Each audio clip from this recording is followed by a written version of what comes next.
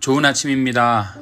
말레이시아 드림 한인교회 이신걸 목사입니다. 오늘도 이 아침에 우리 하나님 부어주시는 은혜와 축복이 이 시간 말씀을 듣는 우리 모두에게 가득 흘러넘치게 되시기를 우리 주님의 이름으로 축복합니다. 오늘은 갈라디아서 6장 11절에서 18절 말씀입니다. 내 손으로 너희에게 이렇게 큰 글자로 쓴 것을 보라. 무릇 육체의 모양을 내려 하는 자들이 억지로 너희에게 할례를 받게 함은 그들이 그리스도의 십자가로 말미암아 박해를 면하려 함뿐이라. 할례를 받은 그들이라도 스스로 율법은 지키지 아니하고 너희에게 할례를 받게 하려 하는 것은 그들이 너희의 육체로 자랑하려 함이라. 그러나 내게는 우리 주 예수 그리스도의 십자가 외에 결코 자랑할 것이 없으니 그리스도로 말미암아 세상이 나를 대하여 십자가에 못 박히고 내가 또한 세상을 대하여 그러하니라. 할례나 무할례가 아무것도 아니로되 오직 새로 지으심을 받는 것만이 중요하니라. 무릇 이 규례를 행하는 자에게와 하나님의 이스라엘에게 평강과 긍휼이 있을지어다. 이후로는 누구든지 나를 괴롭게 하지 말라. 내가 내 몸에 예수의 흔적을 지니고 있노라.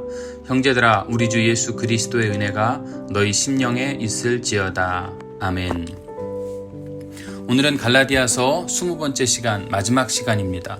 기독교 복음의 원리라는 말씀으로 함께 은혜를 나누기 원하는데요. 오늘 본문은 갈라디아서의 결론적인 말씀입니다. 바울은 이 거짓 교사들이 갈라디아 교회를 혼란으로 몰아넣었던, 즉 할례를 시행하는 것, 이거에 대한 부당성을 밝히고 있고요.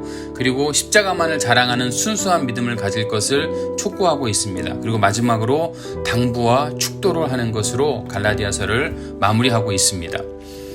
11절에 당시 서신을 쓸 때는 대필가를 두고 마지막에 서명을 하는 것으로 대신하는 경우가 많았습니다. 그런데 갈라디아서는 바울이 자신의 손으로 직접 큰 글자를 썼다라고 말하고 있습니다.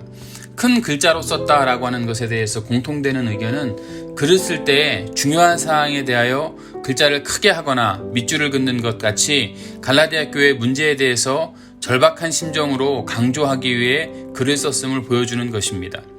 그럼 바울이 강조하는 것은 무엇일까요? 그것은 기독교가 외적인 종교가 아니라 내면적인 종교라는 겁니다. 바울은 기독교는 본질적으로 외면적이고 형식적인 종교가 아니라 내면적이고 영적인 종교라는 것을 주장하는 겁니다. 당시 유대주의자들은 외면적인 것을 강조했습니다. 그러다 보니까 할례를 종교의 전부인 것처럼 강조하고 있는 겁니다. 그래서 할례를 받지 아니하면 능히 구원받지 못한다는 말까지도 사도행전에서 서슴없이 하고 있습니다. 오직 믿음으로 구원 얻는다는 진리를 부정할 수밖에 없습니다. 그러면 유대인들이 왜 이런 일을 했을까요? 12절에 보면 그들의 육체의 모양을 내려 하는 자, 이렇게 기록합니다. 다시 말하면 겉모양만 번듯하게 꾸미려고 하는 자들이었다는 거죠. 13절에도 너희 육체로 자랑하려 함이라. 육체라라고 하는 말이 반복되어 있는데요. 할례는 육체에 행해졌습니다. 하나님께서 아브라함에게 언약의 징표로 할례를 주셨습니다. 그러나 엄격하게 말하면 그 할례 자체가 어떤 큰 의미를 갖는 것은 아닙니다. 하나의 징표일 뿐이죠. 그 징표가 구원을 대신할 수는 없습니다. 오늘도 교회 안에서 비슷한 오류들이 많이 행하여지고 있는데요. 세례의 중요성을 너무나 강조하다 보니까 세례받음으로 중생한다는 교리를 주장하는 경우도 있습니다. 세례가 중요합니다. 예수님께서 사망 권세를 이기시고 부활하시면서 세례를 베풀 것을 명하셨습니다. 저희 교회에서도 행하는 성례가 두 가지가 있는데 하나는 세례고 하나는 성찬입니다. 이 두 예식은 주님이 오시는 그날까지 계속되어야 합니다. 그런데 분명히 우리가 기억해야 될 것은요, 세례가 할례처럼 언약의 징표일 뿐이라는 겁니다. 세례가 이 세례 때문에 구원받고 구원 못 받고가 아니라는 거죠.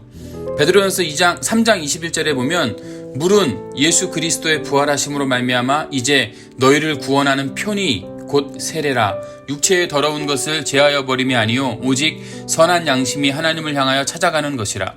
즉 세례는 믿음의 시작입니다. 믿음의 끝이 아니라는 거죠. 형식적인 세례는 받았지만 성령으로 거듭난 체험이 없는 자, 즉 형식적으로 세례는 받았지만 온전한 믿음이 없는 자와 우리가 이야기하는 형식적인 세례는 받지 못했지만 성령으로 거듭난 자가 있다면 누가 진정한 그리스도인이겠습니까? 그렇다고 해서 세례가 아무런 의미가 없다는 말씀은 아닙니다. 기독교는 외면이 아닌 내면을 강조합니다. 내용이 없는 형식은 필요가 없습니다. 그렇다고 내용만 있고 형식이 없는 것, 이것도 안 됩니다. 예를 들면 예배를 드릴 때 하나님께서 원하시는 것은 신령과 진정입니다. 그렇다고 해서 우리가 예배에 참석하지도 않으면서 나는 신령한 마음과 진정한 마음이 있다라고 만족해서는 안 된다는 거죠. 몸과 마음을 다 드려야 하는 것입니다. 14절부터 이어지는 바울의 주장은 십자가만을 자랑하는 신앙이 되라는 거죠. 그리스도의 십자가는 우리가 죄인 되어 있을 때 죄인을 위해 저주를 받으시고 십자가에 달려 돌아가심으로 말미암아 우리의 죄와 저주를 담당하신 곳입니다. 만약 우리가 할례를 받고 율법을 준행함으로 용서를 받는다면 우리는 십자가와 아무런 상관이 없을 겁니다. 십자가는 주님께서 우리 죄를 대신하여 짊어지신 것이고 또 우리가 당해야 될 저주를 대신 당하심으로 우리의 죄를 속량하시기 위해 죽으신 장소입니다. 사람들은 자신의 본래 모습을 보는 것을 부끄럽게 생각하고 피하려고 합니다. 그래서 십자가를 피하려고 하는 겁니다. 자기의 죄된 모습을 보기 싫어하는 거죠. 그러나 바울은 십자가를 자랑합니다. 이는 자신의 죄를 인정하고 그 죄를 대신하신 예수 그리스도의 은혜를 자랑하며 살겠다는 겁니다. 여러분도 이런 삶이 되시기를 축복합니다. 기독교는 내면적이고 영적인 종교입니다. 기독교는 하나님의 은혜의 역사를 말하는 그러한 종교입니다. 17절부터 보면 예수의 흔적을 가졌노라. 흔적, 스티그마라고 하는 말은 고대 사회에서 주인이 노예에 대한 소유권을 나타내기 위해서 노예의 몸에다 찍는 낙인을 뜻하는 말입니다. 바울은 자신이 예수 그리스도의 복음을 위해 받았던 모든 고난과 상처가 예수의 흔적이다라고 말합니다. 정말로 바울은 엄청난 핍박을 당했습니다. 수고도 넘치도록 했고요. 감옥에 엄청나게 갇히기도 했고 매도 수없이 많이 맞았습니다. 죽을 고비도 여러 번 넘겼습니다. 바울이 유대인에게 40에서 하나를 감한 매를 5번 맞았고요. 태장으로 3번, 돌로 1번을 맞았습니다. 실제로 갈라디아 지방의 한 성인 루스드라에서 돌에 맞은 후 죽은 자처럼 여겨져서 성 밖에 버려졌었습니다. 그러나 바울은 이러한 모든 고난 때문에 복음 전하는 일을 피하지 않았습니다. 결과 디모데를 비롯해 많은 믿음의 사람들을 만들어낼 수 있었습니다. 이러한 핍박과 고난이 바울이 복음을 전하기 위한 증거가 되었습니다. 바울은 갈라디아 교인들에게 복음 증거를 위해 받는 고난을 두려워서 피하지 말고 그것을 통해서 복음을 전할 수 있다면 그것이 예수의 흔적이 될 것이고 그런 자에게 하나님의 넘치는 은혜가 있을 것이며 마지막에 영광스러운 상급이 있을 것임을 전하고 있습니다. 드림교회 성도 여러분, 갈라디아서를 잘 생각하십시오. 기독교는 내면의 종교입니다. 오직 믿음으로 구원받을 수 있는 종교입니다. 그리고 그리스도를 위해서 고난당한다면 반드시 하나님께서 책임지시고 회복시키시며 치료하여 주실 줄로 믿습니다. 우리가 함께 기도합니다. 항상 말씀을 묵상하면서 우리가 기도해 주시기 원하고요. 드림교회 부흥과 성전 이전을 위해서 기도합니다. 하나님의 뜻이 무엇인지를 정말 잘 구했으면 좋겠고요. 지금도 교회는 부흥해야 합니다. 지금 교회가 막 쇠퇴의 길을 걷고 있다고 끝이 났다고 생각하지 않습니다. 교회는 항상 부흥해야 합니다. 그리고 여러분 교회 페이스북 페이지를 잘 이용해 주셨으면 좋겠고요. 코로나 바이러스가 빨리 해결되기 원합니다.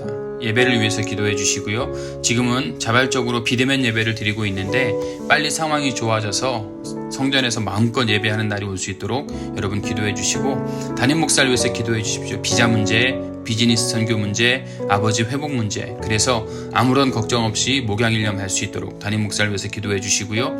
우리 드림교회 선교지들을 위해서 기도하시고 각 성도들의 이름을 불러가면서 가정을 위해서 함께 중보합니다. 여러분 각자 기도 제목 다 하나님께 내려놓고 기도할 때 반드시 응답될 줄로 믿습니다.